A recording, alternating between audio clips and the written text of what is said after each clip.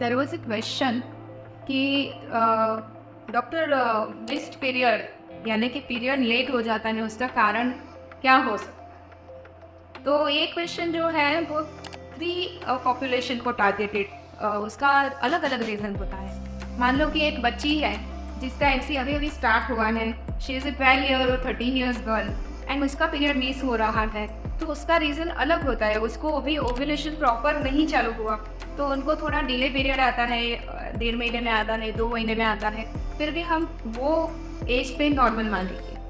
Second group जो है pregnancy जिनको रह सकता है वो ग्रुप, तो वो ग्रुप आता है 25 ईयर्स से लेके ऑलमोस्ट 35 ईयर्स तक के लेडीज जो रहते हैं।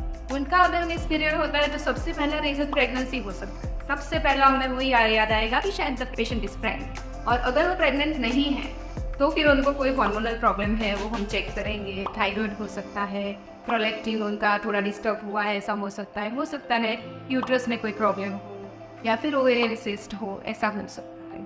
और थर्ड पॉपुलेशन है 35 ईयर्स वाला, कि जो जिसका पीरियड प्रेगनेंसी कंप्लीट हो गए हैं दोनों, may be they are operated for the family planning operation and they are around 35 to 40 years या फिर 45 ईयर्स वाले पेशेंट, उनका जो पीरियड डिस्टर्ब होता है, उनका अगेन हार्मोनल उनका जो थोड़ा सा चेंज आने लगता है।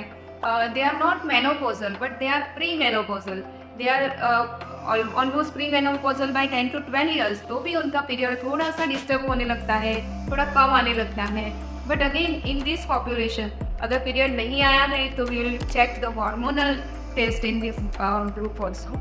And after 45 they are very near to their menopause, the in between ovulatory cycles हो सकते हैं, तो उनको भी थोड़ा डिले पीरियड आने लगे तो हम खाली वॉच रखते हैं। देयर इज़ नो नीड कि always they should be taking medicine for the regularising their period.